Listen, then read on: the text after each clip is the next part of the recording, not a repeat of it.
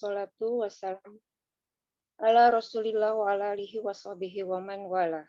Asyhadu alla ilaha illallah wahdahu la syarikalah wa asyhadu anna sayyidina Muhammadan abduhu wa rasuluh la nabiyya ba'dah. Assalamualaikum warahmatullahi wabarakatuh. Puji dan rasa syukur tiada henti kita panjatkan kehadirat Allah Subhanahu wa taala. Dan salawat serta salam kita tujukan kepada junjungan tertinggi Nabi Muhammad SAW beserta keluarga, juga sahabat-sahabat beliau. Di hari yang penuh berkah ini, kita dapat kembali berkumpul secara online untuk mengikuti kajian Al-Qalam bersama Bapak Kiai Haji Dr. Ali Nurdin MA. Tadabbur Surat Al-Baqarah ayat 188 sampai 189 dengan tema menjadi orang yang selalu beruntung. Saya Rati mengundang rekan-rekan sekalian apabila ada pertanyaan yang hendak diajukan kepada Pak Ali atau ada hal-hal yang ingin didiskusikan, dapat dituliskan melalui chat dan akan kami bacakan di akhir kajian ini sekitar 15 menit. Kami persilakan Pak Ali untuk memulai kajian, waktu dan tempat kami persilakan. Bismillahirrahmanirrahim. Assalamualaikum warahmatullahi wabarakatuh. Alhamdulillah, wassalatu wassalamu ala rasulillah wa ala alihi wa sahbihi wa mawala. La hawla wa la quwata illa billah. Allahumma faqina fid din wa alimna ta'wil amma ba'd. Bapak Ibu sekalian, alhamdulillah, untuk lebih berkahnya kaji kita sore ini, mari kita mengawali dengan bersama-sama membaca basmalah. Bismillahirrahmanirrahim. Ya, moderator kita sore ini Mbak Ratih, kalau biasanya Bu Rima, ya jadi nanti mohon ojo dibanding-banding ke, ojo disaing-saing ke, ya itu lagunya begitu, ya kira-kira begitu. Baik, mari kita lanjutkan untuk mentadabburi surah Al-Baqarah dan sekarang masuk ayat 188. Ayat 188. A'udzubillahi minasyaitonirrajim. Wala ta'kulu amwalakum bainakum bil batil wa tudlu biha ilal hukam litakulu fariqam min amrin nasi bil ismi wa antum ta'lamun. A'udzubillahi minasyaitonirrajim. Dan janganlah kamu makan harta di antara kamu dengan jalan yang batil, dan janganlah kamu menyuap dengan harta itu kepada para hakim dengan maksud agar kamu dapat memakan sebagian harta orang lain itu dengan jalan dosa, padahal kamu mengetahui. Iya, ini saya kira ayat yang cukup kontekstual untuk kita ya, untuk masyarakat kita. Cukup kontekstual karena berkaitan dengan seputar persoalan harta, persoalan sikap terhadap harta, yang salah satunya di sini poinnya tentang fenomena suap. Ya, jadi fenomena suap menyuap itu sudah dari dulu ada, gitu. Fenomena suap menyuap, fenomena Markus itu artinya maklar kasus, ya itu sudah ada. Ya, di sini kemudian yang ingin kita coba tadabburi, kenapa manusia kok melakukan itu. Nah, mari kita periksa dulu penjelasan Al-Quran tentang bahwa memang status harta benda bagi manusia itu di Al-Quran disebutkan dengan beberapa posisi. Yang pertama, harta itu memang menjadi salah satu jenis kesenangan hidup. Nah, itu yang pertama. Ya, harta itu menjadi salah satu jenis kesenangan hidup. Nah, mari kita lihat ayatnya, surah nomor 3, surah Ali Imran, ayat yang ke-14. Di mana Allah berfirman, A'udzubillahi minasyaitonirrajim, zuyyina linnas hubbus syahawat minan nisa wal banin wal qanatir al-muqantarati minaz zahab wal fiddah wal khairil musawwamati wal an'ami wal hars. Dzalika mata'ul hayatid dunya wallahu 'indahu husnul ma'ab. A'udzubillahi minasyaitonirrajim. Dijadikan terasa indah dalam pandangan manusia cinta terhadap apa yang diinginkan, berupa perempuan-perempuan, anak-anak, harta benda yang bertumpuk dalam bentuk emas dan perak, kuda pilihan, hewan ternak, dan sawah ladang. Itulah kesenangan hidup di dunia, dan di sisi Allah lah tempat kembali yang baik. Itulah kesenangan hidup di dunia. Perhatikan Bapak Ibu, itulah kesenangan hidup di dunia. Di antaranya adalah harta benda, ya, dan lain-lain tadi itu. Nah, sebagai salah satu jenis kesenangan hidup, maka secara umum ya sudah naluriah, fitrahnya manusia mencintai harta benda. Tidak perlu didorong-dorong untuk menyukainya, begitu ya. Sehingga kalau kita lihat di Al-Quran, kita tidak mendapati ayat yang memerintahkan agar manusia mencari harta. Itu enggak ada. Yang ada perintah bekerja, yang ada perintah mencari karunia Allah. Nah, karunia Allah tidak hanya berupa harta benda. Kenapa kok nggak disebut khusus supaya mencari harta benda? Nggak usah pakai ayat, setiap orang sudah pasti nalurinya itu senang terhadap harta benda. Karena itu fitrahnya, menyukai harta benda. Nah, karena harta benda sebagai kesenangan, maka posisi selanjutnya sebagai konsekuensi logisnya, harta bisa menjadi cobaan bagi manusia. Nah, kita lihat ayatnya, surah nomor 8, Al-Anfal, ayat yang ke-28. Allah berfirman, wa'lamu annama amwalukum wa auladukum fitnah wa annallaha indahu ajrun azim. A'udzubillahiminasyaitonirrajim. Dan ketahuilah bahwa hartamu dan anak-anakmu itu hanyalah sebagai cobaan, dan sesungguhnya di sisi Allah ada pahala yang besar. Iya, ketahuilah hartamu dan anakmu sebagai cobaan. Al-Quran menyebut hanya 2 jenis cobaan, harta dan anak. Kenapa? Karena itulah jenis cobaan yang paling berat bagi manusia, Bapak Ibu. Kalau yang lain meskipun juga cobaan, tidak seberat 2 hal itu. Maka aneka problem, ujian, kehidupan yang dialami manusia, itu yang disebut berat, merujuknya, penyebabnya masalah itu. Gitu ya. Kalau hal itu berkaitan dengan seputar 2 hal itu, harta, anak, itu berat. Enggak, bagaimana dengan kepemimpinan? Misalnya gitu. Urusan politik. Nah, kepemimpinan politik, jadi pejabat apapun, itu menjadi cobaannya itu karena efeknya urusannya dengan harta. Kalau posisi kepemimpinan itu tidak punya akses memperoleh harta, nggak akan jadi masalah. Itu loh ya. Jadi masalah itu karena ada akses untuk mendapatkan harta. Misalnya apa? Kita jadi ketua. Ketua apa? Ketua pengajian. Alah, nggak akan rebutan. Nggak ada kampanye pemilihan ketua. Visi misi nggak ada. Kenapa? Nggak ada. Malah ada korban toh. Itu paling tidak korban perasaan, ngundang nggak datang, nggak diundang nanyain itu ada begitu biasanya. Tapi itu bukan al-kolam ya, al-kolam nggak ada begitu, nggak ada bedanya. Nah, kira-kira gitu. Ya ada 1-2 maksudnya gitu. Tenang gitu. Yang lain terkadang, nah itu maka hartamu dan anakmu sebagai cobaan. Ini posisi kedua. Maka kalau ada yang kemudian nggak lulus karena dicoba masalah harta, sampai tadi di ayat ini kan dikatakan apa? Nyogok, nyuap ya hakim supaya dapat bisa menguasai harta yang bukan miliknya. Nauzubillah min dzalik. Yang ketiga, nah ini yang lulus bagaimana menyadari bahwa posisi harta itu hanyalah titipan, amanah itu aslinya milik Allah. Itu.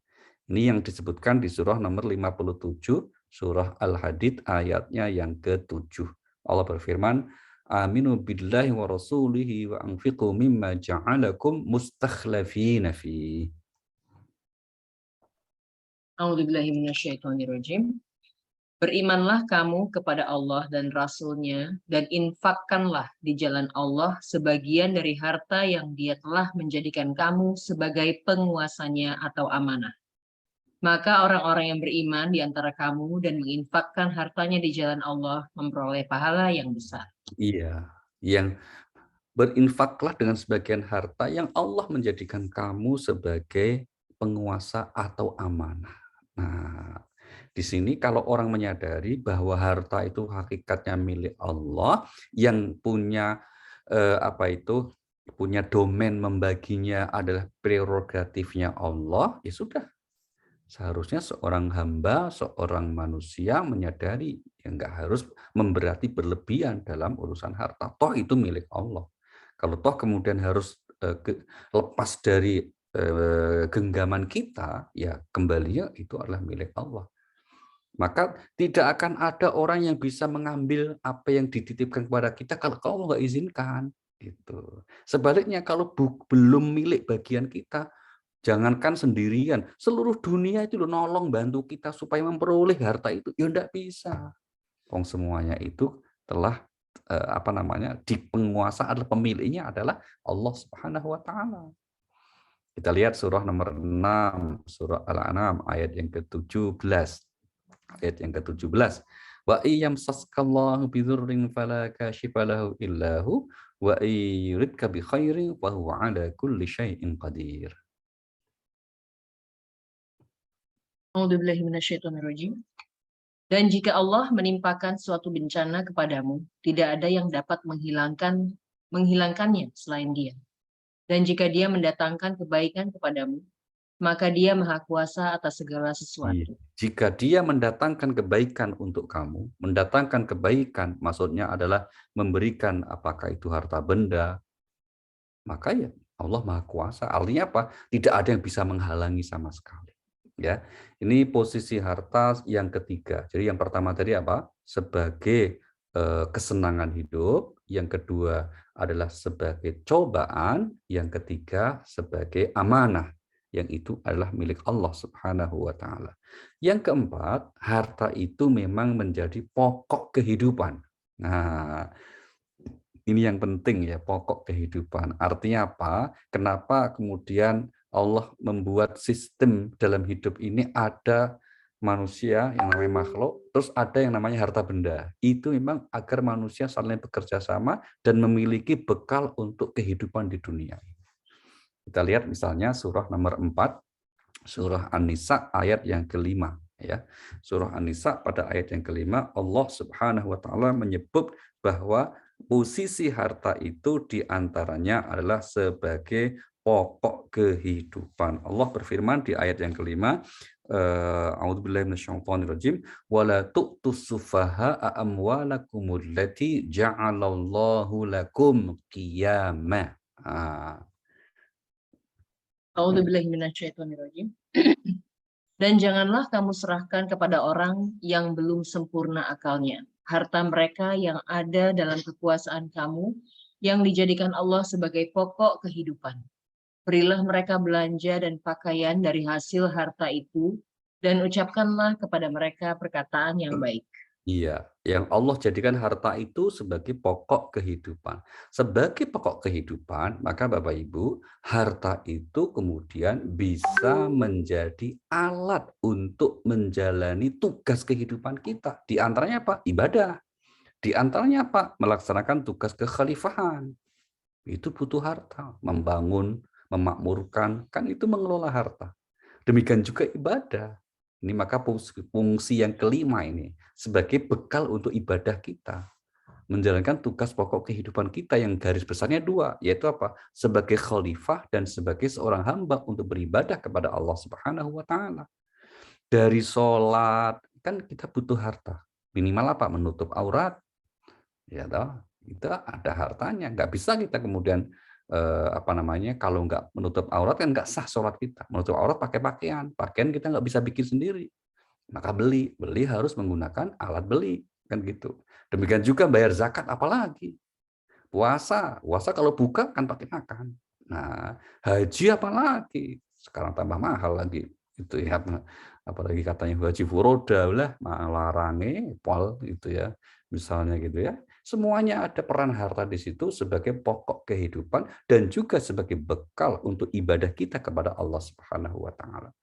Maka dalam konteks ini seseorang yang kemudian bekerja keras untuk mendapatkan karunia Allah berupa harta harus luruskan niat supaya apa? Bisa beribadah gitu.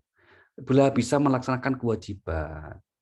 Jadi di tangan orang muslim, di tangan orang mukmin, di tangan orang yang memahami hakikat harta, maka harta itu menjadi maslahat.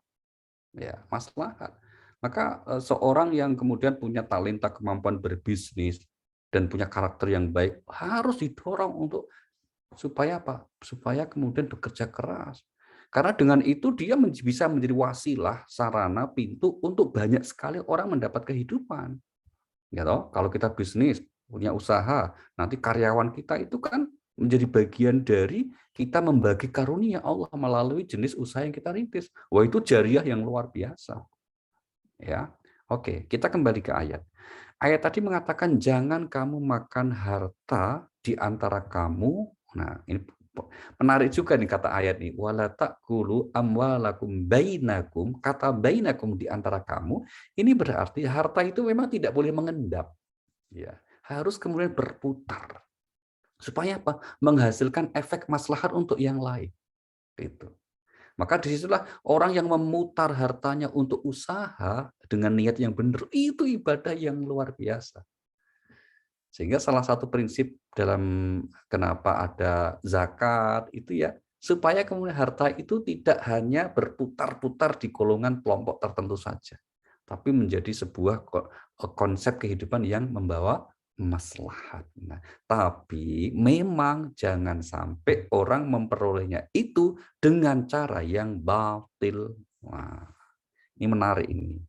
Di Al-Quran, larangan ataupun ungkapan ayat yang menyebut orang memakan harta dengan batil itu 4 kali disebut. Yang pertama di ayat ini. Yang kedua kita lihat di surah 4, An-Nisa, ayat yang ke-29. Allah berfirman, A'udzubillahi minasyaitonirrajim, ya ayyuhalladzina amanu la ta'kulu amwanakum bainakum bil batil illa an takuna tijaratan an taradin minkum wa la taqtulu anfusakum. A'udzubillahi minasyaitonirrajim. Wahai orang-orang yang beriman, janganlah kamu saling memakan harta sesamamu dengan jalan yang batil atau tidak benar, kecuali dalam perdagangan yang berlaku atas dasar suka sama suka di antara kamu. Dan janganlah kamu membunuh dirimu. Sungguh Allah Maha Penyayang kepadamu. Iya, ini ayat menegaskan jangan memakan harta dengan batil kecuali ya kalau kemudian kita melalui usaha transaksi muamalah, transaksi bisnis yang saling ridho dan tidak ada yang dirugikan, itu pengecualian. Artinya boleh yang hal seperti itu, gitu. Tapi juga jangan membunuh dirimu, maksudnya apa? Jangan jadi orang pelit. Gitu loh. Maka orang pelit itu sebetulnya merugikan dirinya sendiri. Karena prinsip dalam Al-Quran, orang itu kalau sikapnya pelit, itu sebetulnya dia sedang pelit untuk dirinya sendiri. Kita lihat surah nomor 47, surah Muhammad, ayat yang ke-38. Allah berfirman, ha antum haula itu da'una litunfiqu fi sabilillah faminkum may yabkhalu wa may yabkhal fa inna ma yabkhalu an nafsi wallahul ghaniyyu wa antumul fuqara wa in tatawallaw yastabdil qauman ghairakum thumma la yakunu amsalakum. A'udzubillahi minasyaitonirrajim. Ingatlah kamu adalah orang-orang yang diajak untuk menginfakkan hartamu di jalan Allah. Lalu di antara kamu ada orang yang kikir, dan barang siapa kikir, maka sesungguhnya dia kikir terhadap dirinya sendiri. Dan Allah lah yang maha kaya dan kamulah yang membutuhkan karunia-Nya. Dan jika kamu berpaling dari jalan yang benar, Dia akan menggantikan kamu dengan kaum yang lain. Ya. Dan mereka tidak akan durhaka seperti kamu. Itu yang maknanya jangan membunuh diri kamu. Itu bersikap kikir. Karena orang itu kalau kikir sebenarnya dia sedang kikir terhadap dirinya sendiri. Ini ayat yang kedua tentang larangan memakan harta dengan batil. Ayat ketiga yang juga menyebut kata batil dalam penggunaan harta benda, kita lihat di surah nomor 4, surah An-Nisa, pada ayat yang ke-161. Wa akhdhihimur riba wa qad nuhu anhu aklihim amwalan nasi bil batil. Nah, ini kasusnya orang-orang ahli kitab ya, orang-orang Yahudi Bani Israel. A'udzubillahi minasyaitonirrajim. Dan karena mereka menjalankan riba, padahal sungguh mereka telah dilarang darinya. Dan karena mereka memakan harta orang dengan cara tidak sah atau batil. Dan kami sediakan untuk orang-orang kafir di antara mereka azab yang pedih.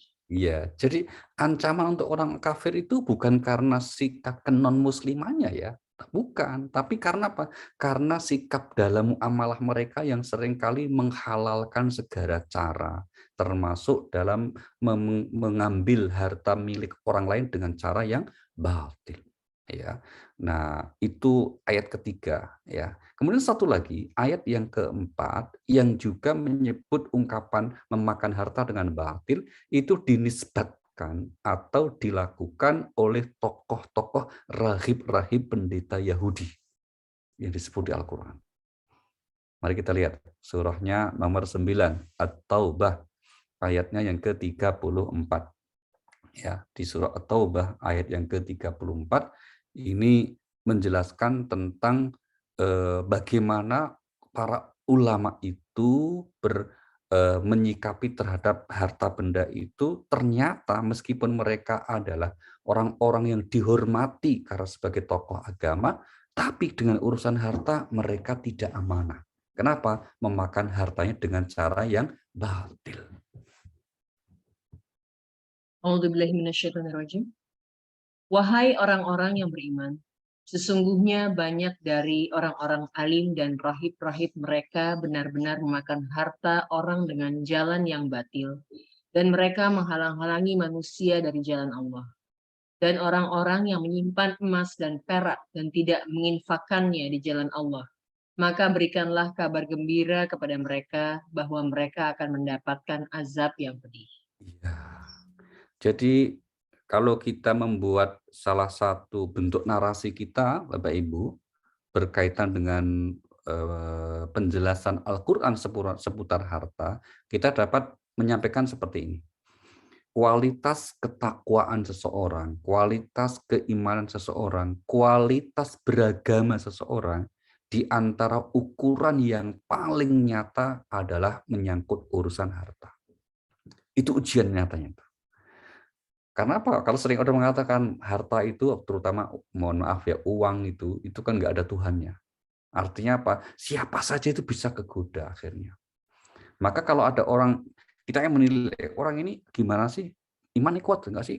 Coba uji dengan harta benda. Kalau urusan harta dia bisa bersikap amanah, tidak mau mengambil hak orang lain, tidak mau menyembunyikan hak orang lain, maka dia orang baik, orang amanah dia. Itu. Karena biasanya itu mohon maaf, bentuk kejahatan-kejahatan lainnya itu mengerucutnya begitu. Apakah itu kejahatan itu berupa mohon maaf ya misalnya mabuk, apa mencuri, apakah kemudian berzina, berjudi, kan ujungnya sama itu. Sehingga ada pepatah anak milenial, kalau kita kan kolonial ya, anak milenial itu katakan apa itu? Uang yang diperoleh dengan cara yang haram itu pasti yang mendorong pemiliknya itu dengan melakukan perbuatan haram. Itu. Karena kedua hal ini nggak bisa menyatu. Jadi kalau orang itu yang dikonsumsinya setiap hari, yang dipakainya, yang dimakan, yang dimanfaatkan untuk hidupnya itu dari hasil perbuatan haram, maka yang halal-halal itu nggak bisa melekat di dirinya. Semuanya. Nah itu akhirnya mendorong terus untuk berbuat yang haram. Jadi itu ujungnya apa? Ujungnya kemudian tinggal menunggu keputusan Allah. Karena apa? Orang yang seringkali melupakan Allah, terus misalnya melupakan Allah itu menghalalkan segala cara untuk meraup harta itu memang terkadang malah dibukain semua. Itu kita lihat surah nomor 6 ayat 44. Surah nomor 6 Al-An'am ayat 44. Allah berfirman begini, "Falamma nasu ma dzukiru bihi fatahna 'alaihim abwaaba kulli syai' hatta idza farihu bima utu wa khadnahum baghtatan fa idzahum mublisun." A'udzubillahiminasyaitonirrajim. Maka ketika mereka melupakan peringatan yang telah diberikan kepada mereka, kami pun membukakan semua pintu kesenangan untuk mereka.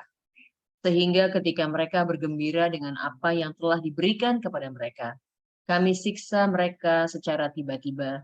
Maka ketika itu mereka terdiam, putus asa. Ya, tatkala mereka melupakan peringatan Allah, maka kami bukakan pintu-pintu kesenangan. Ya, tatkala mereka melupakan Allah, kami bukakan apa? Pintu-pintu kesenangan semua. Sehingga kemudian ini yang dalam agama sering disebut dengan istilah istidraj. Istidraj artinya Allah membiarkan sudah.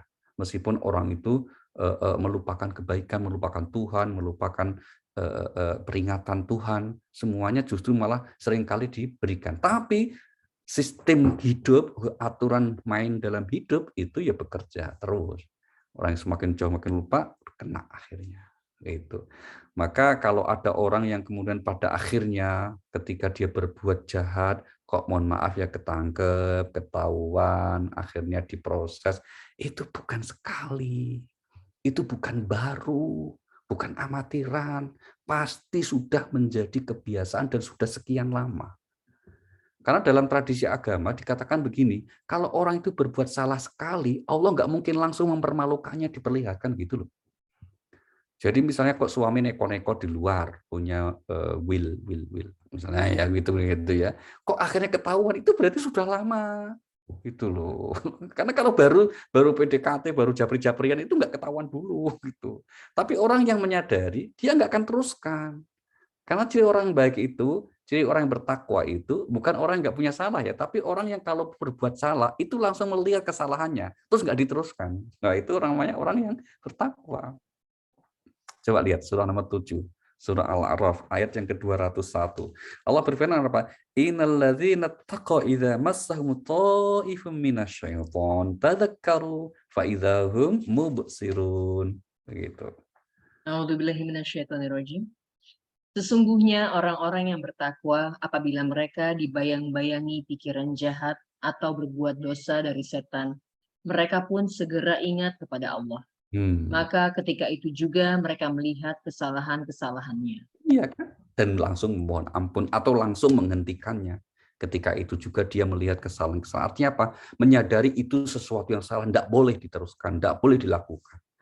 Nah, jadi artinya apa? Orang bertakwa pun ya seringkali muncul hal-hal yang buruk, godaan-godaan setan yang buruk. Itu Al-Quran sudah mengisyaratkan seperti itu. Ya, tapi kemudian dia segera menyadarinya, tidak kemudian dilakukannya, tidak dilanjutkan, diteruskannya. Begitu ya, itu saya kira sangat manusiawi. Baik, kita kembali ke ke ayat utama kita, Al-Baqarah 188 ini. Di mana ayat ini sekali lagi menyindir atau kemudian melarang orang untuk melakukan suap menyuap.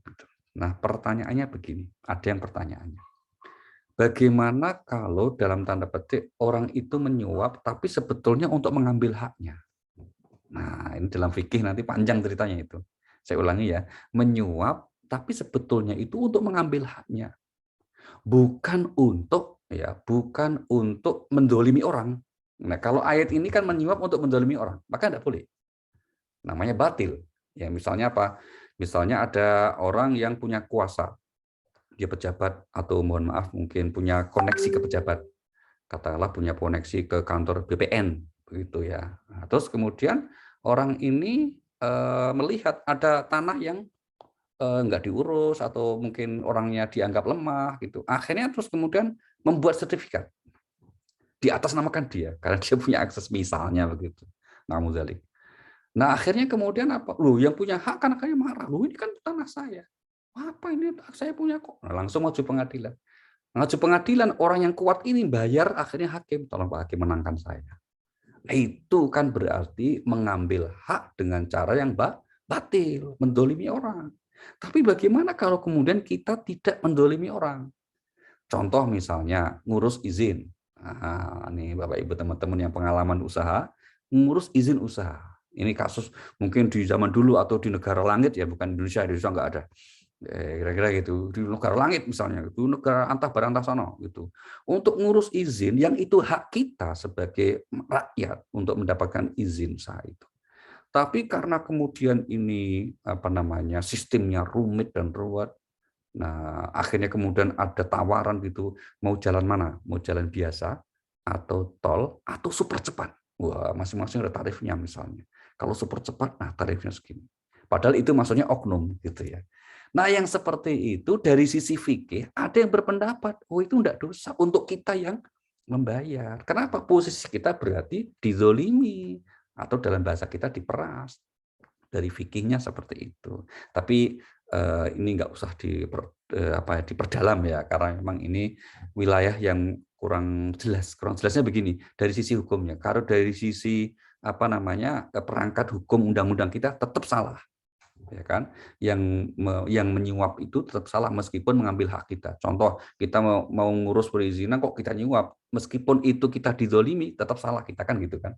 Meskipun fikihnya mengatakan boleh, tapi menurut undang-undang kan tetap salah. Yang menyuap maupun yang disuap. Kan ada jalan yang normal, kenapa Anda nyuap? Yang normal itu dipersulit ya.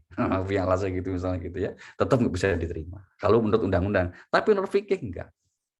Tapi ini rahasia kita aja ya, rahasia kita aja gitu ya udahlah gitu. Nah, jangan dijadikan pola gitu ya. Oke, yang pasti ada ungkapan lain yang dipakai oleh Al-Qur'an untuk menunjuk padanan kata batil ini, yaitu apa? Zalim. Ya, mengambil, memakan harta orang lain dengan cara yang zalim. Mari kita lihat contohnya di surah 4, surah An-Nisa ayat yang ke-10. Ya.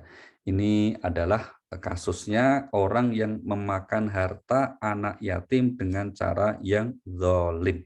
Nah, itu juga ancaman dosa besarnya Masya Allah luar biasa sekali. Dikatakan dalam ayat itu Allah Subhanahu wa taala berfirman bahwa innalladzina ya'kuluna amwalal yatama zulman. Nah, A'udzubillahi minasyaitonirrajim. Sesungguhnya orang-orang yang memakan harta anak yatim secara zalim, sebetulnya mereka itu menelan api dalam perutnya dan mereka akan masuk ke dalam api yang menyala-nyala atau neraka. iya, ada titik singgungnya ini. Ada semacam kesamaannya ya. Kalau ini dengan zalim itu misalnya seperti apa? Nah, misalnya ini ada anak yatim yang mendapat warisan dari orang tuanya, tapi dia masih anak-anak, gitu. Maka terus kemudian harta itu diurus oleh misalnya keluarganya, bisa pamannya, pakdenya, atau bahkan ibunya, gitu. Tapi itu harta statusnya milik ayah, gitu. Nah, terus kemudian oleh ibu kandungnya ini kok kemudian diambil semuanya milik harta suami ini, ya kan? Padahal dia punya anak, gitu ya. Terus diambil semuanya oleh si ibu ini, kemudian dimanfaatkan, digunakan untuk misalnya menikah lagi, akhirnya kemudian dianggap sebagai harta 100% milik ibu, itu yang disebut memakan harta anak yatim secara zalim. Gitu.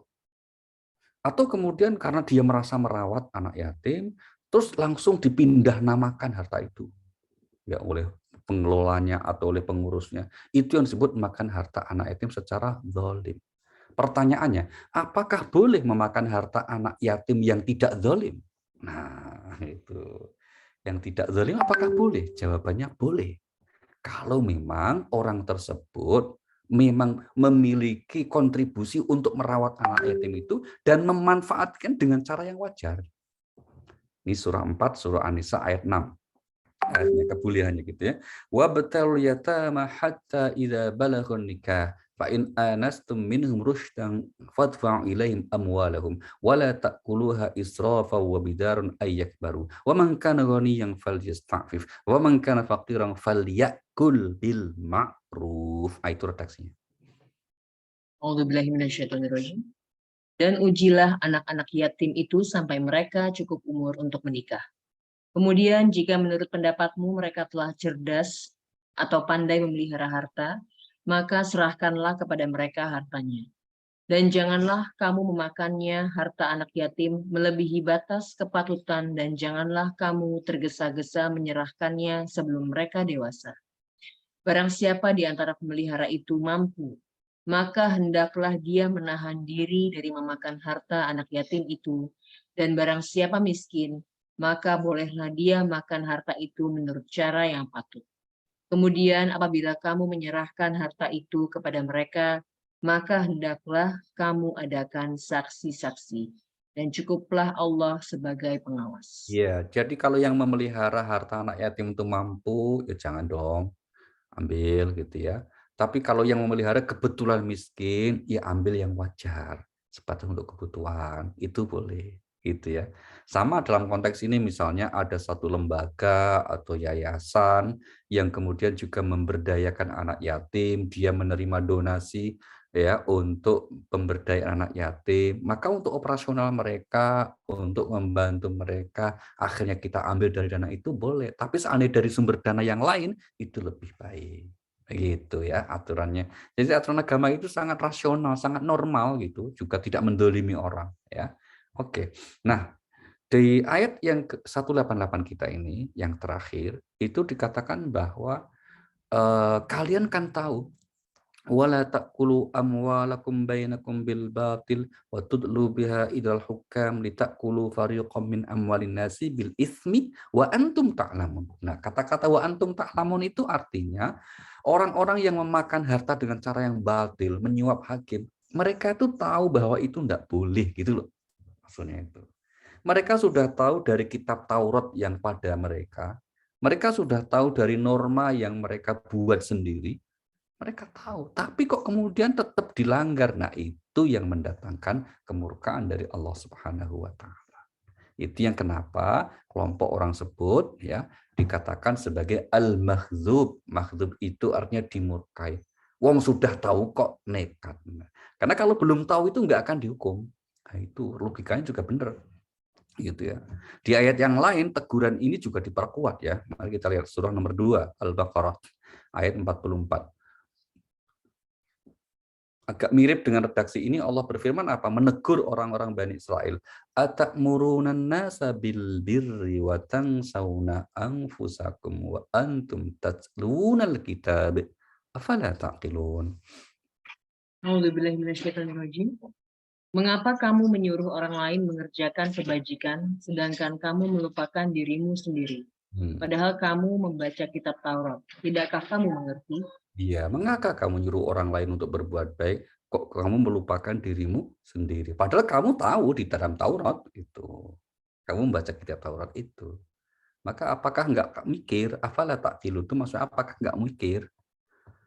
Jangan salah terjemah ya, karena ada yang menerjemahkan afala taqilun, apakah nggak bisa diakali? Oh, itu jauh banget itu ya. Afala taqilun, nggak mikir apa kamu tuh, gitu ya. Nah, apakah itu hanya terjadi kepada orang-orang yang disebut, diindikasikan sebagai orang-orang Yahudi Alkitab? Oh, ternyata enggak. Orang beriman pun juga kena sindrom itu, maka ditegur oleh Allah. Kita lihat surah 61. Surah 61. Ayatnya yang kedua dan ketiga. Allah berfirman, Ya ayyuhalladzina amanu lima taquluna ma la taf'alun. Kabura maqtan 'indallah an taqulu ma la taf'alun. A'udzubillahi minasyaitonirrajim. Wahai orang-orang yang beriman, mengapa kamu mengatakan sesuatu yang tidak kamu kerjakan?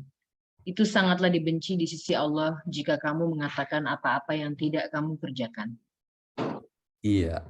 Mengapa kalian kok kemudian mengatakan sesuatu yang kalian tidak lakukan? Justru perbuatan kalian bertolak belakang dengan apa yang sering kalian ceramahkan, nasihatkan. Teguran ini. Sungguh besar kebencian di sisi Allah, kemurkaan di sisi Allah, kalau kamu mengucapkan sesuatu yang kamu kemudian tidak kerjakan. Na'udzubillahi min dzalik. Maka penting untuk menjaga lisan supaya jangan banyak yang harus dipertanggungjawabkan gara-gara ucapan lisan ini ya.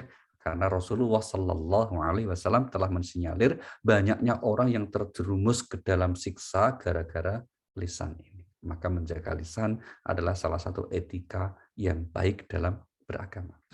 Baik, kita lanjutkan Bapak Ibu. Sekarang ayat 189 ya, ayat 189. Ayat ini tidak berkaitan langsung dengan ayat sebelumnya karena sudah berganti tema ya. Sudah berganti temanya. Tapi ayat ini secara umum berkaitan dengan salah satu tradisi kebiasaan orang-orang jahiliyah di waktu itu.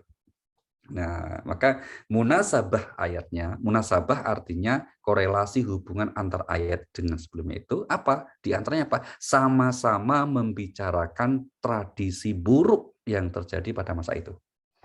Ya kan? Yaitu orang jahiliyah yang makan harta dengan cara yang batil dan orang jahiliyah yang dalam praktek menjalankan ibadah, khususnya ibadah haji, yang ini memang ibadah yang yang sudah lama ya, itu dengan cara yang menyimpang. Nah, yang dengan cara yang menyimpang. Bagaimana penyimpangannya itu? Mari kita lihat ayat 189. A'udzubillahi minasyaitonir rajim. Yas'alunaka 'anil ahillah qul hiya mawaqitu lin-nasi wal hajj. Walaysal birru bi an ta'tul buyuta min zuhuriha walakinnal birra man ittaqa wa'tul buyuta min abwabiha wattaqullaha la'allakum tuflihun. A'udzubillahi minasyaitonirrajim. Mereka bertanya kepadamu Muhammad tentang bulan Sabit. Katakanlah itu adalah penunjuk waktu bagi manusia dan ibadah haji. Dan bukanlah suatu kebajikan memasuki rumah dari atasnya. Tetapi kebajikan adalah kebajikan orang yang bertakwa. Masukilah rumah-rumah dari pintu-pintunya dan bertakwalah kepada Allah agar kamu beruntung. Iya. Ini menarik ya Pak Ibu. Salah satu gaya bahasa Al-Quran. Apa itu? Antara pertanyaan dengan jawaban itu tidak langsung nyambung. Ini kan ayatnya bertanya tentang bulan sabit. Ahillah itu ya satu akar kalau kita sering dengar istilah hilal, toh. Ru'yatul hilal. Ini kalau Ramadan itu, kalau Idul Fitri Ramadan itu kan sering, oh hilalnya sudah kelihatan. Atau hilalnya nggak kelihatan, maka puasa kita sempurnakan. Ya gitu, itu hilal, itu bulan sabit ya. Istilah bulan itu di dalam bahasa Arab itu ada 3 paling tidak. Yang pertama hilal itu bulan sabit tanggal 1 sampai 3 itu hilal itu. Yang kedua namanya qamar. Qamar itu ya tanggal 4 sampai tanggal 13-an itu namanya qamar. Maka ada sholawat Nabi itu qamarun gitu ya, bulan. Yang ketiga ada namanya badr. Badr itu bulan purnama. Itu tanggal 14, 15 tuh bulan purnama, itu istilahnya badr. Tola'al badru alaina. Ya, telah terbit bulan purnama. Oke, yang di sini pertanyaannya mereka bertanya tentang bulan sabit. Ya. Sebetulnya kalau kita lihat gaya bahasa bertanyanya, itu kan kenapa kok terjadi bulan sabit kan gitu. Mestinya penjelasannya kan penjelasan ilmiah, sebab terjadinya bulan sabit itu ini kan gitu. Misalnya karena ada rotasi bumi, posisi bulan dengan bumi dan seterusnya. Itu penjelasannya begitu. Seperti di surah Yasin itu loh. Wasyamsu tajri li mustaqarri laha, dzalika taqdirul azizil alim, wal qamara qaddarnahu manazila hatta ada kal urjil qadim. Itu kan. Penjelasannya itu mestinya begitu. Itu yang kira-kira sesuai dengan pertanyaan. Tetapi ternyata Allah tidak membahas tentang itu. Tapi membahas yang lebih penting untuk diketahui. Yaitu apa? Bulan sabit Allah tetapkan sebagai penanda waktu. Termasuk waktu-waktu bulan haji. Qul hiya mawaqitu linnas wal haji. Nah, apa hikmahnya di sini Bapak Ibu? Hikmah terpentingnya dari hal ini yang pertama adalah bahwa dalam agama itu ada skala prioritas. Ya, ada apa? Skala prioritas.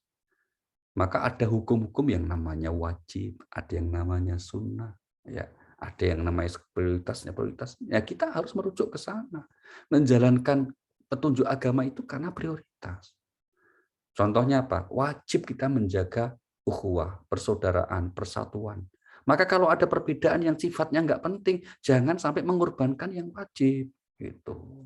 Contohnya begitu ya. Ini pesan Tuhan untuk kita menjaga persatuan itu. Kita lihat surah nomor 3, surah Al-Imran, ayatnya yang ke-103. Wa'tasimu bihablillahi jami'an wa la tafarraqu. Wadhkuru ni'matallahi 'alaikum idh kuntum a'da'an fa'allafa baina qulubikum fa'asbahtum bi ni'matihi ikhwana. A'udzubillahi minasyaitonirrajim. Dan berpegang teguhlah kamu semuanya pada tali agama Allah, dan janganlah kamu bercerai-berai. Dan ingatlah nikmat Allah kepadamu ketika kamu dahulu masa jahiliyah bermusuhan, lalu Allah mempersatukan hatimu sehingga dengan karunia-Nya kamu menjadi bersaudara. Sedangkan ketika itu kamu berada di tepi jurang neraka, lalu Allah menyelamatkan kamu dari sana. Demikianlah Allah menerangkan ayat-ayatnya kepadamu agar kamu mendapat petunjuk. Hendaklah kamu berpegang teguh pada tali agama Allah, jangan bercerai-berai. Ini kan perintah wajib Bapak Ibu. Ya, perintah wajib. Hukumnya itu kita menjaga persaudaraan, persatuan itu. Jangan dicerai-beraikan hanya gara-gara perbedaan pilihan politik. Awas 2024. Ya, perbedaan manhaj, madhab. Awas kalau secara berbeda hari lebarannya, hari mulai puasanya. Itu bukan yang prinsip, bedanya itu. Yang penting kan masih sama-sama puasa, sama-sama lebarannya, hanya masalah tanggal beda. Kok sampai left group itu loh. Itu kan namanya kan nggak mau menjaga diri untuk menguatkan persaudaraan. Gitu ya. Ada juga prioritas itu bandingannya apa? Antara yang ritual dengan yang sosial. Kalau tadi kan yang wajib dengan yang sunnah, yang wajib dengan yang bukan wajib. Ini antara sosial dan ritual. Maka dalam agama mana yang diprioritaskan? Yang sosial. Ya.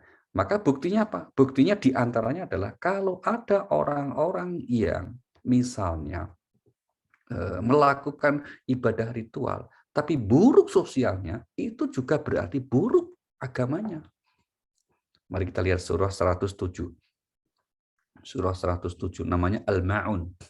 Ayat 1 sampai 7. Allah berfirman, A'udzubillahi minasyaitonir rajim. Ara'aital ladzi yukadzibu bid-din fadzalikal ladzi yad'u'ul yatim wa la yahuddu 'ala ta'amil miskin. Fawailul lil musallin alladzina hum 'an salatihim sahun alladzina hum yura'una wa yamna'unal ma'un.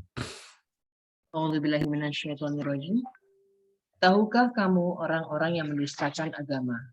Maka itulah orang yang menghardik anak yatim dan tidak mendorong memberi makan orang miskin. Maka celakalah orang yang sholat, yaitu orang-orang yang lalai terhadap sholatnya, yang berbuat ria dan enggan memberikan bantuan. Celakalah orang-orang yang sholat. Loh, yang sholat kok malah disebut celaka?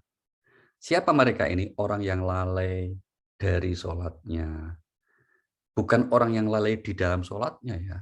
Karena kalau bunyi redaksinya itu alladzina hum fi sholatihim sahun, orang yang lalai di dalam sholatnya. Oh, kita sering kena itu. Orang sholat kita kadang-kala kan ya kemana-mana pikiran hati kita kan. Tapi itu nggak dikecam oleh ayat ini. Yang dikecam itu orang yang sudah mengerjakan ibadah sholat, tetapi perilaku sosialnya buruk. Fadzalikal ladzi yad'ul yatim wa la yahuzzu 'ala ta'amil miskin. Orang sholat kok pelit. Nah, kira-kira gitu ya. Sudah pelit kalau ngomong nyelekit. Nah, itu dikecam.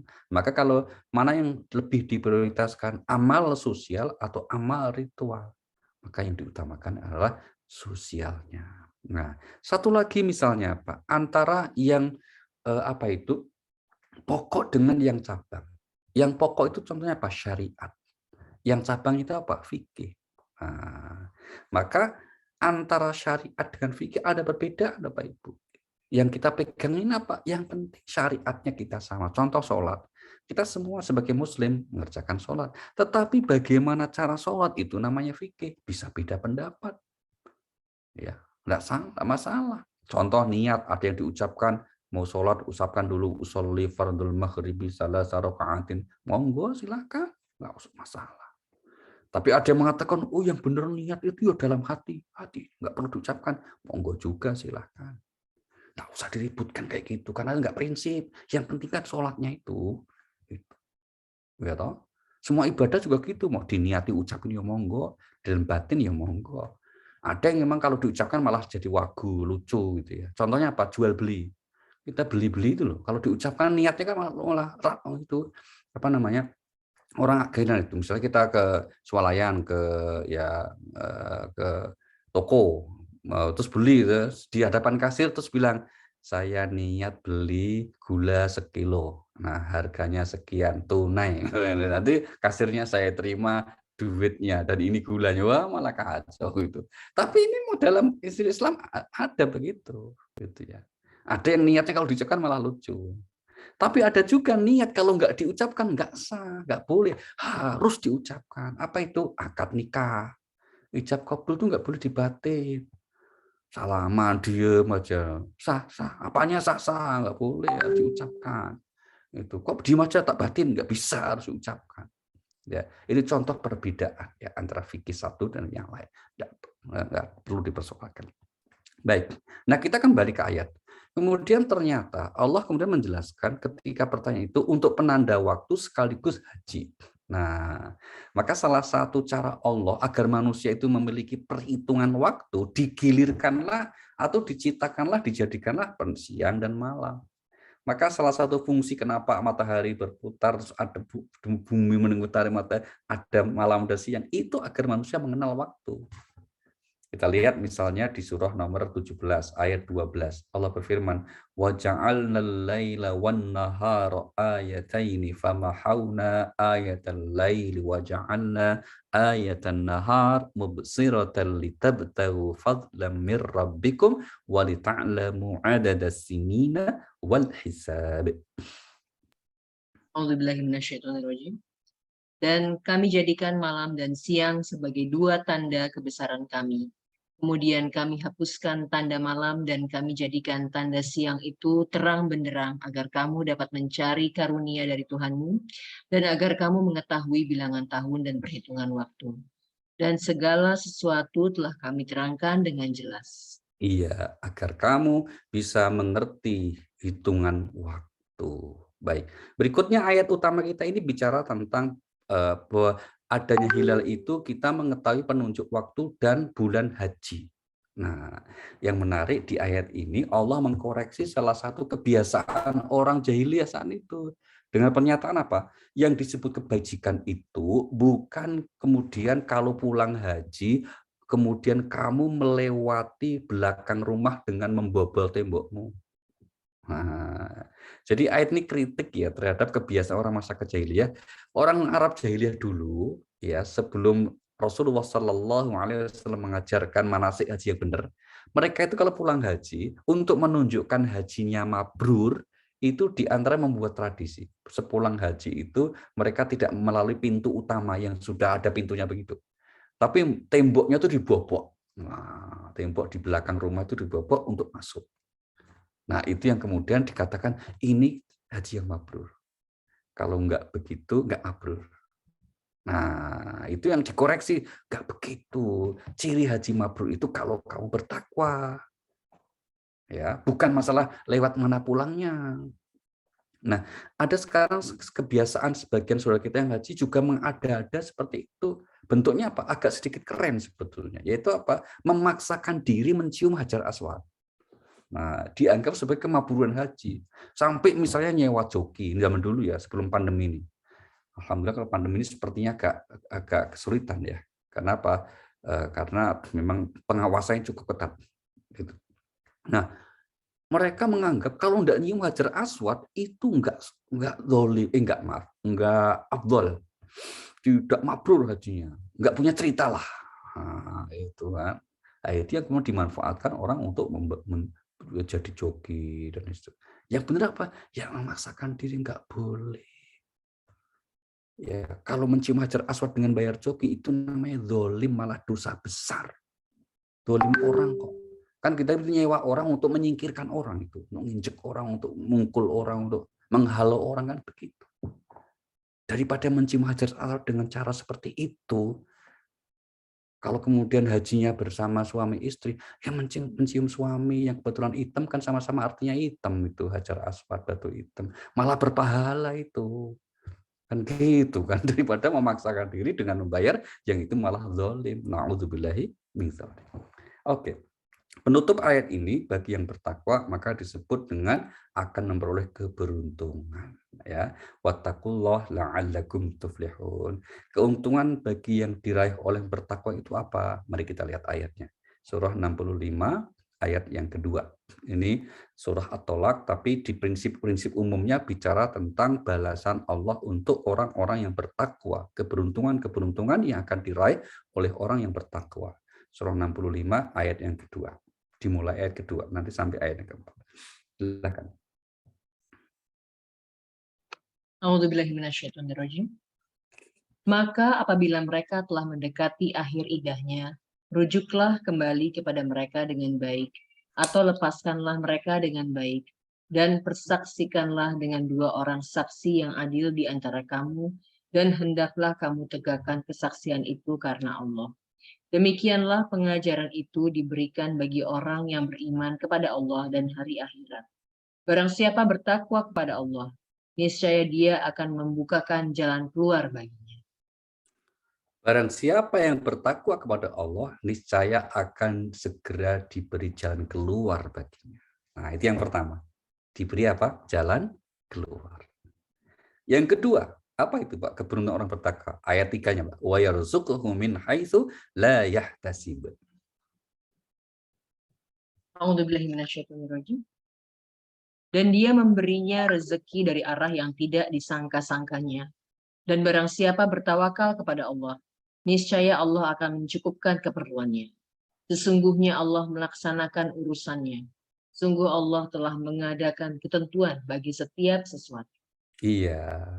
Jadi yang Kedua, keberuntungan yang akan diraih oleh orang yang bertakwa itu diberi rizki dari arah yang tidak disangka-sangka, yang tidak diduga-duga. Itu ya, yang tidak disangka, dan juga apa? Akan diberikan kecukupan oleh Allah Subhanahu wa taala. Yang berikutnya, ayat berikutnya, Mbak, ayat 4-nya. A'udzubillahi minasyaitonirrajim.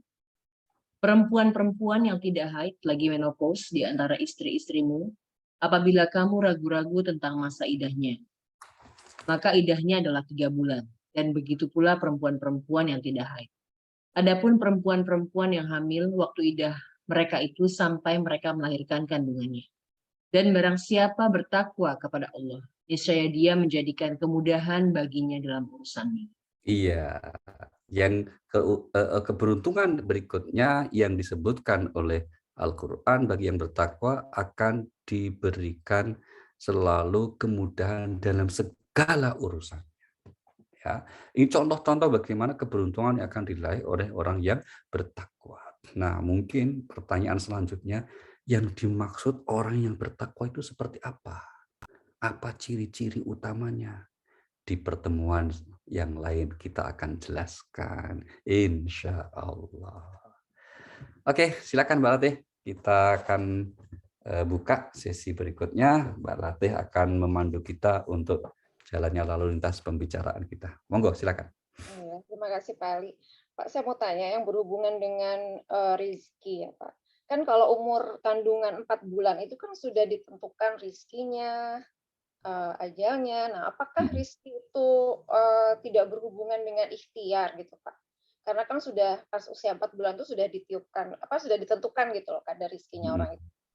Dan yang kedua Baik. Pak, apa rizki sama harta itu kan beda ya Pak ya? Oke, baik. Harta dan itu beda. Nah, itu saya pernah dengar ada hadis bilang kalau rizki yang paling rendah itu adalah harta. Apa begitu ya Pak? Baik. Yang pertama, sudah ditetapkan rezekinya kok disuruh ikhtiar. Gitu kan. Sudah ditetapkan rezekinya kok masih disuruh ikhtiar. Gopo kuwi. Nah, itu buat apa itu? Kita lihat ayatnya, surah nomor 13 ayat 39. Yamhullahu ma yasha wa yusbit wa indahu ummul kitab.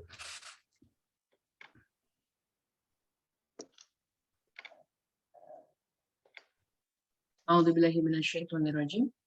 Allah menghapus dan menetapkan apa yang Dia kehendaki, dan di sisinya terdapat umul kitab lauh mahfuz. Iya, ini satu jawabannya ya. Meskipun sudah ditetapkan, Allah menghapus dan apa yang ditetapkan itu bisa aja. Jadi di dalam ketetapan Allah itu ada pasal-pasal perubahan tergantung kuasa Allah, enggak masalah. Jadi Allah tidak bisa disalahkan kalau mengubah ketentuannya aturan karena Maha Kuasa. Gitu ya. Jangankan Allah toh manusia aja kalau pemilik dalam tanda petik ya, manusia memiliki sesuatu membuat aturan yang berbeda-beda, itu enggak ada yang ngecam. Contoh misalnya kita misalnya contoh ya, Mbak Ratih punya restoran, misalnya restoran Sunda, gitu. Sunda itu tulis itu buka jam 10 siang, tutup jam 9 malam. Nah, itu aturan yang dibikin sebagai owner. Terus kemudian akhirnya apa? Karena ada teman-teman Al-Qolam pengen datang ke restoran itu, dia telepon sama manajer, tolong hari ini buka jam 8 ya. Gitu. Nggak ada orang yang menyalahkan, meskipun diubah. Kenapa? Ya miliknya. Nah demikian juga Allah. Semua langit di bumi ini miliknya Allah. Mau ya semaunya Allah. Yang jelas semaunya Allah itu tetap dalam koridor kebaikan dan keadilan. Nggak mungkin Allah itu buat zalim. Itu satu alasannya. Alasan yang kedua, kenapa? Wong sudah ditetapkan, kok kita tetap wajib ikhtiar? Nah, alasannya karena ketetapan Allah menyangkut rezeki itu masih gaib. Kita nggak ngerti rezeki kita sebetulnya berapa sih, nggak tahu. Maka ya penting ikhtiaro, usahalah itu karena kita tidak tahu. Gaib. Karena gaib ya Allah perintahkan berikhtiarlah, berusahalah dengan sungguh-sungguh. Oke ya. Ini tentang tadi. Kemudian tentang perbedaan rezeki dan harta. Iya betul sekali.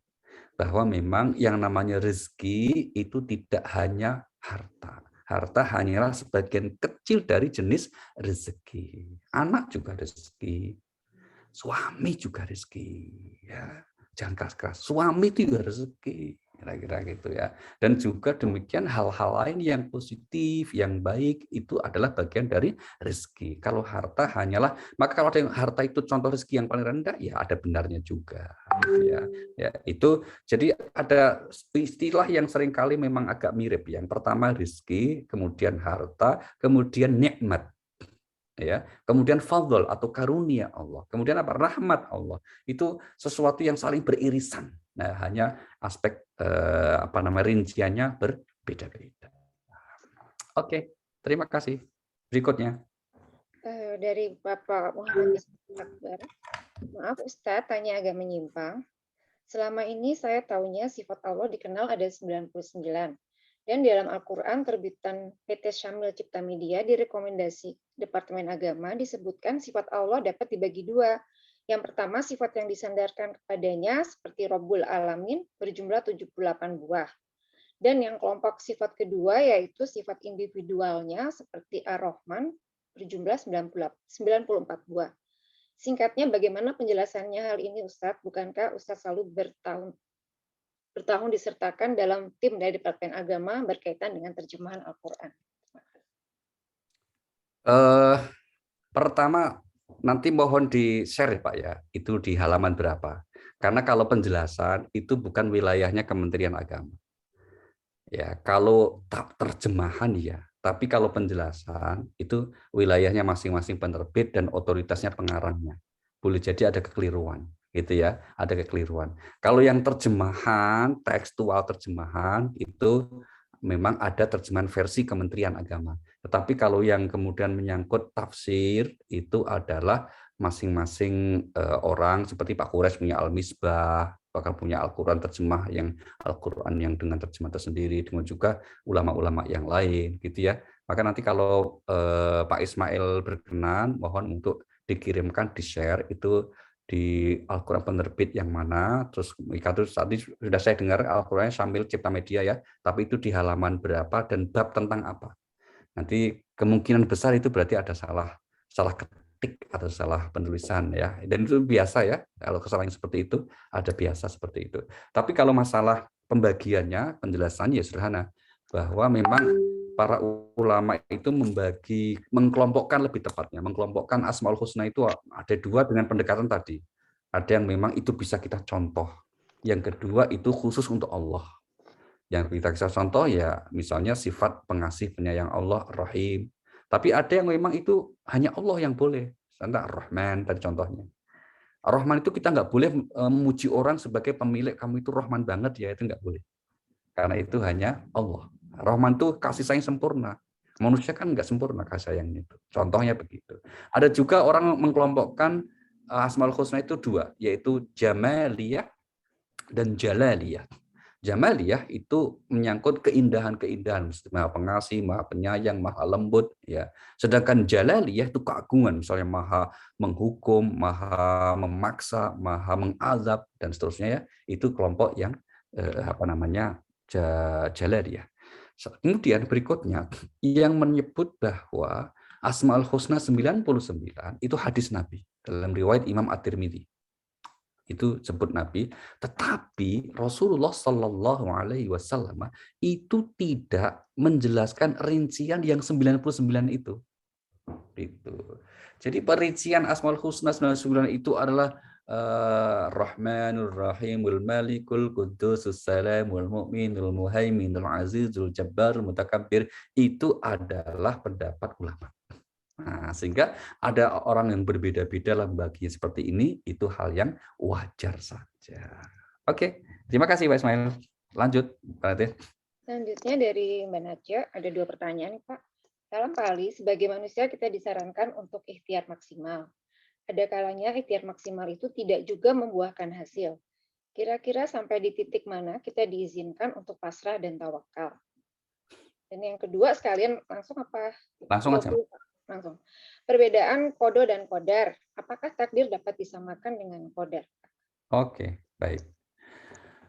Yang pertama tentang sampai batas mana orang itu kemudian sudah dikatakan maksimal sehingga harus bertawakal. Sebetulnya tawakal yang dimaksud di ujung ikhtiar itu dalam hati harus bersamaan, yaitu menyangkut masalah hasil akhir.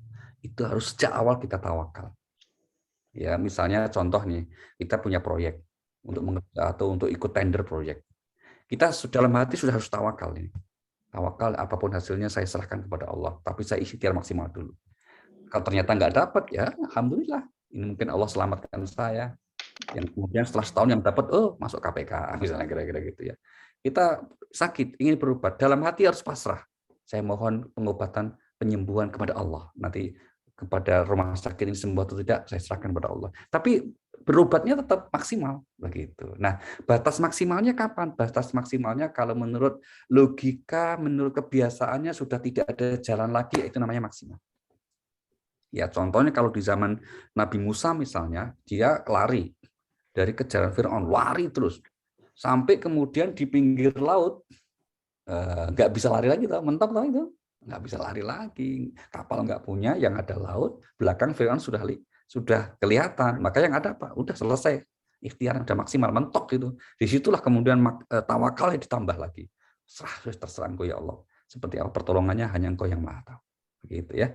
Kemudian yang kedua, qadha dan qadar, ya itu yang kemudian istilah dalam ilmu tauhid kita ya, ilmu kalam kita. Tapi yang dipakai di Al-Qur'an itu lebih pada istilah takdir dan qadar ya. Nah, qadar itu lebih banyak gitu ya. Kalau qadha itu juga dipakai tapi untuk menunjuk tentang kewajiban. Misalnya wa qadha rabbuka, Allah telah mewajibkan kamu gitu. Tapi kemudian pada hakikatnya yang paling sering dipakai adalah istilah takdir atau qadarnya itu.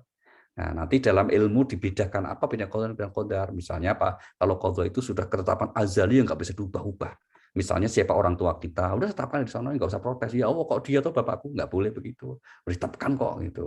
Tapi kalau qadar itu berarti kita masih punya ruang untuk ikhtiar. Di ikhtiar itulah nanti akan memilih takdir kita yang kalau sudah kita pilih bagian kita menjadi nasib kita namanya. Nah, kira-kira gitu ya. Secara garis besarnya. Oke, lanjut.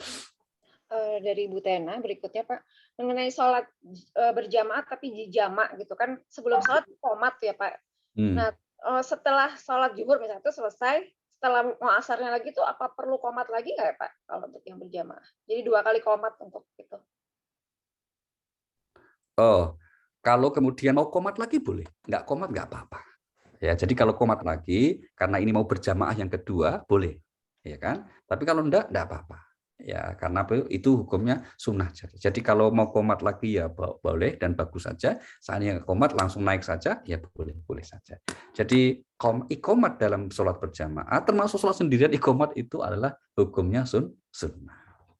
Oke, berikutnya. Terakhir Pak dari Bu Diana Mudi, bagaimana menurut agama kalau kita berhutang untuk usaha?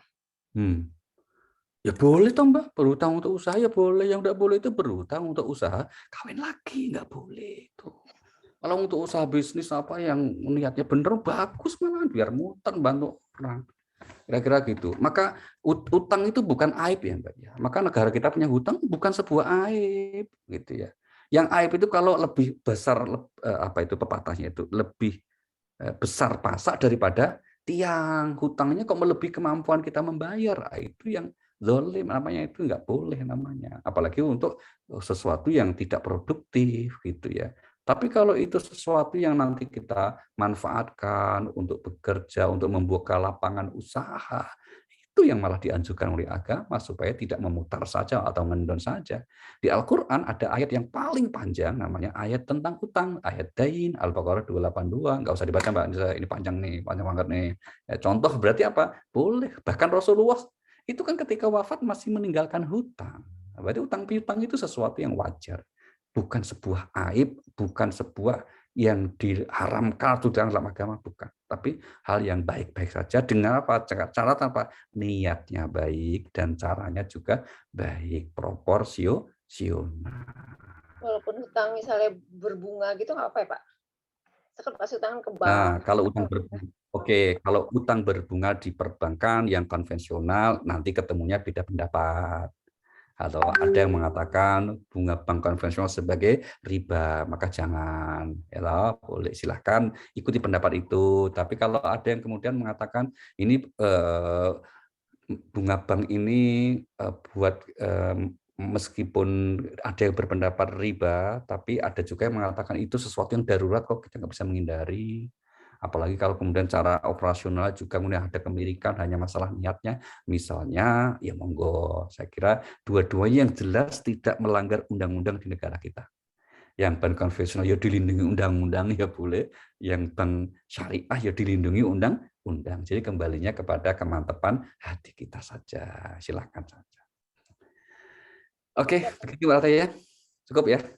Terakhir boleh nggak Pak? Saya Pak. Terakhir. Ya Pak, berhubungan dengan orang yang beruntung Pak. Itu surat wal asri itu kan, apakah itu orang yang tidak merugi itu maksudnya beruntung yang beriman, yang itu dalam surat wal asri itu maksudnya orang beruntung atau gimana Pak? Baik. Untuk mengetahui satu konsep di dalam Al-Qur'an itu ada dua pendekatannya. Satu menggunakan teks langsungnya. Kata-kata sungguh beruntung orang ini, maka berlakukan ini agar beruntung. Itu langsung. Ada juga dengan cara memahami lawan katanya.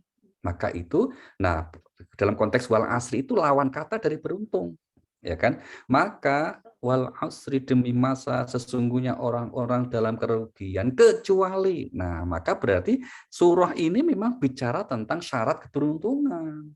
Kalau tidak melakukan itu berarti menjadi orang yang rugi, kan gitu. Sehingga agar tidak rugi alias jadi orang beruntung, ya beriman, beramal soleh, tawasau bil haq wa tawasau bis sabr.